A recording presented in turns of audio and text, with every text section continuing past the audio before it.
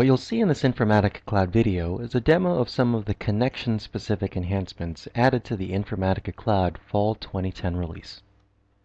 Those enhancements include support for FTP in addition to secure FTP, support for native SQL Server 2008 drivers, a new browse directory dialog when using flat file connections, new connection types for web services in SAP when using plugins, and a new field to hold security token when you are using a Salesforce connection. Now to start the demo, we go to the Configuration tab. We start off here in Connections, and I'll go ahead and create a new connection. Now if we go ahead and take a look at type, what we now see to start off with is we would see a selection here for FTP/SFTP. So if you wanted to use either regular FTP or secure FTP, you would choose this type, enter your specific information about your server, and then you would simply check or uncheck this box if you wanted to do FTP. This would be unchecked. If you want secure FTP, you would have this checked. So now with Informatica Cloud, you have the option to do both. Next up, let's talk about Microsoft SQL Server. You now see that there is a single drop-down entry here for SQL Server. And once you choose that, you see a selection item for the version of SQL Server that you want to connect to. And by choosing the appropriate one, we will use the native driver for that version of SQL Server. So new to the list here is SQL Server 2008. In the past, people were connecting successfully using the SQL Server 2005 driver, but now we are natively supporting the new 2008 driver. And again, you would simply add your SQL Server connection details listed here to connect to that server. Up next, I'll demo the browse directory for flat files.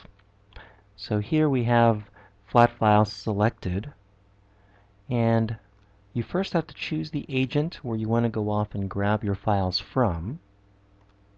And once that's done, if you click Browse, we now are actually getting information about the directories and drives on that particular machine. So now instead of having to hard code those paths for your directories, you would simply be able to now go in and choose the directory that you'd like through the Browse dialog.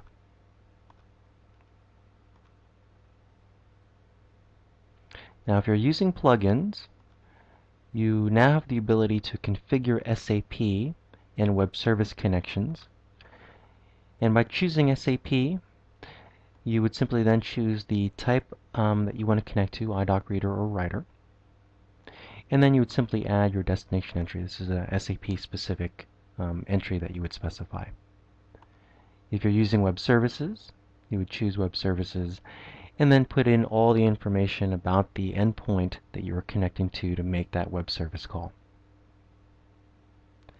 And lastly, for the demo, if I go to my Salesforce connection type,